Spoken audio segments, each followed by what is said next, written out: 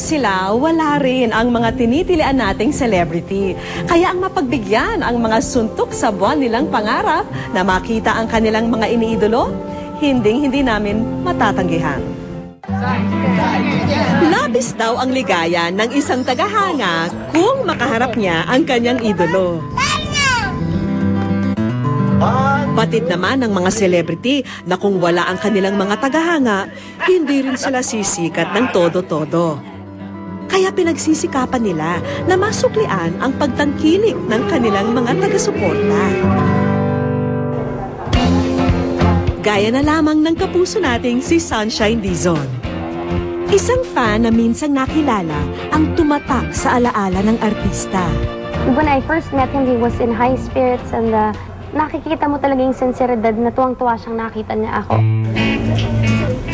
Sa San Miguel, Bulacan namin natagpuan ang tinutukoy ni Sunshine, si Joven. Hindi niya naiintindihan ang sinasabi ng idolo dahil ang tagahanga pala ay pipi at bingi. Diyan nga sabi si Joven! Ayun! Saan? Ayan! Sa lola na lumaki si Joven mula nang ibilin siya rito ng ina. Hanggang 2 taong pag-aaral sa daycare lang ang inabot ni Joven. At di nagtagal, may iba pang napansin ang mga kaanak sa kanya. Nung lumalaki na ngayon siya, nasasama siya dun sa kapitbahay namin. Talagang may pagkabakla na at may lahing bakla yun. Ngayon, natuturuan na siya ng yung kung ano nakikita niyo dun sa bakla, ginagaya niya ngayon.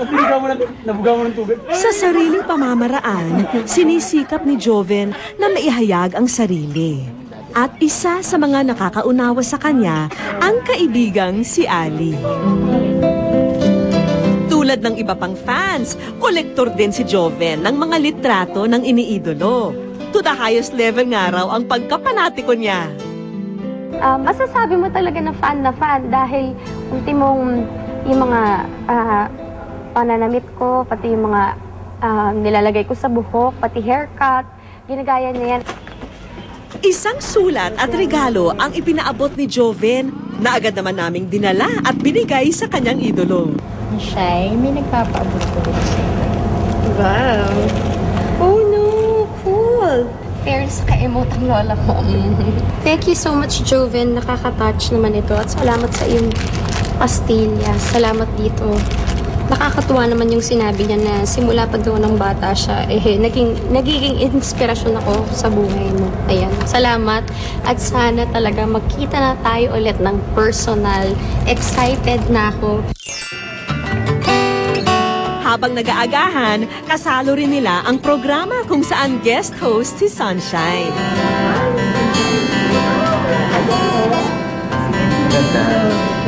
Ganda si Sunshine. Yung hikaw. Magkapareho pa kayo ng hikaw. Ay, magkamukha kayo, Maya-maya.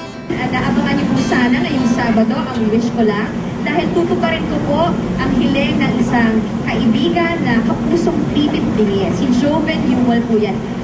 Makikita po kami muli. At syempre dahil sa nephew niya po si Joven, ito po. Kaya panoorin niyo po. Wow! Panoorin mo!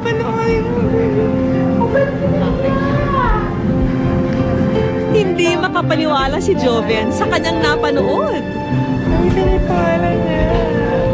Gusto mo bang makita si Sunshine?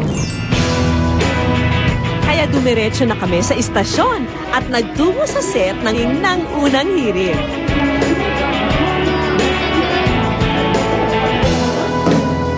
At nang nagkaroon ng break, agad kinuha ng aktres ang pagkakataon.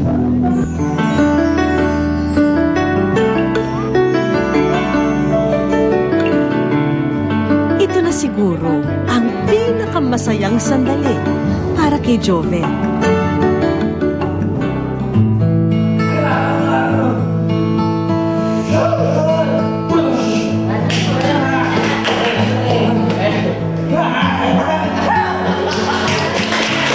Ang nasimulan ng pagkakaibigan ng tagahanga at ng idolo, sana'y pagtibayin pa ng panahon.